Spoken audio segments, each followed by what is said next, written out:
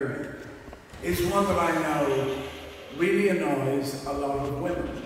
And you can have a debate, an endless debate about the merits or the dismerits of that particular scripture reading. But I don't want to talk about that this morning. I want to talk about Catherine Switzer. How many of us here have ever heard of Catherine Switzer? It doesn't surprise me in a way, but that she's not well known, but I believe she should be.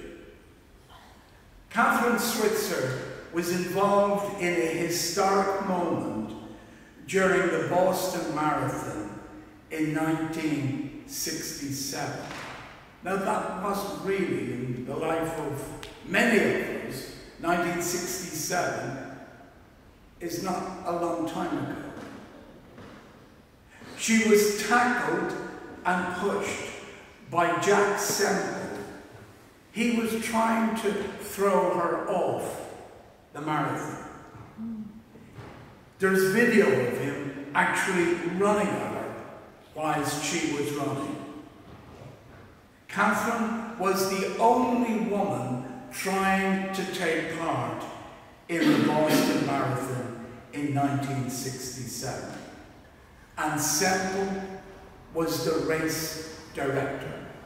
He was in charge of the event.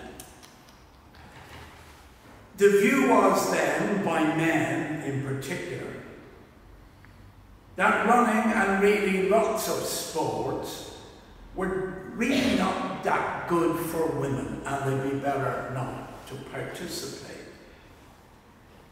As Catherine said, and these are her own words, men believed that women would get big legs, grow hair on their chest, and their uterus would fall out if they played sport. Later, Jack Semple apologized to Catherine, and indeed, they became friends. And the rest is history, regarding, to some extent, but not completely, the rights of women in sport. To a large extent, I personally blame St. Paul. I wish he had wrote less letters, which was good for the post office, but not always good for women. In his letter to Timothy, he wrote, "A woman should learn in quietness and full submission. I do not permit a woman to teach or to have authority over a man. She must be silent." That is 1 Timothy 2, verses 11 and 12. Although, to be fair to St. Paul, he doesn't mention the Boston Marathon in that letter.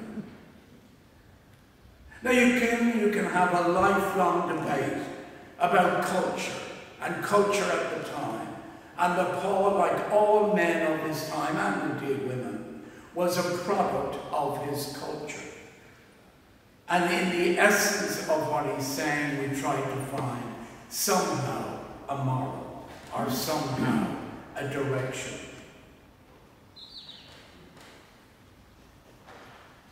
And you can have, again, as I mentioned, a lifelong debate about the interpretation of Scripture or sacred text, but always remembering our own intellectual ability to frame moral teaching in our contemporary world. If we think text in the Quran, in the Bible, or in the Torah,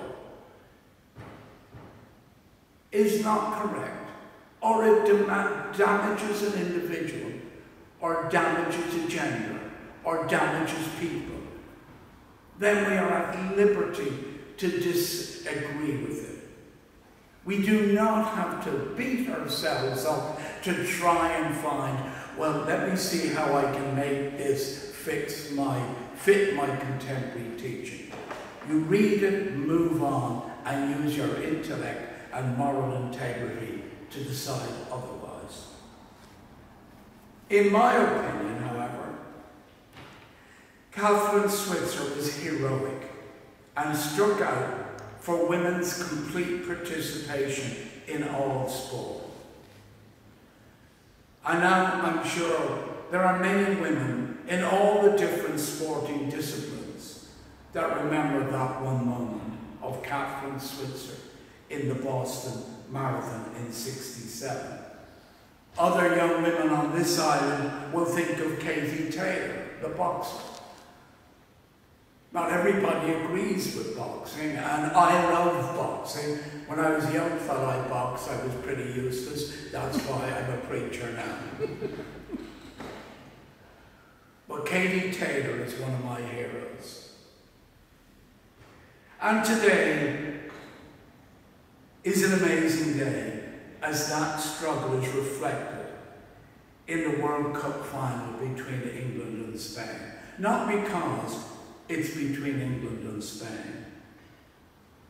It's because that event now today has caught the imagination of so many people. I know those of us who like sport sometimes have a habit of imposing our will on others. I am a rugby fanatic. Hooray, Ireland beat England 27-10 yesterday. Wow. That was the men, by the way. I know. Thank you, Diane. There are some people that say to me, there's too much sport on television and not enough fishing. The good thing with all social media, you can watch fishing 24/7 if you wish to watch fishing. Women have played, and this is important, women have played association football since the beginning of the sport. Not just, it wasn't the year zero about 10 years ago where women decided to play football, association football. They have been playing it since the beginning. During the First World War, England in particular was full of women football teams and full of women's leagues playing really good football. But when the lads came back, they said, all right, we'll take it from here. And that was essentially the running down of association football with regard to women.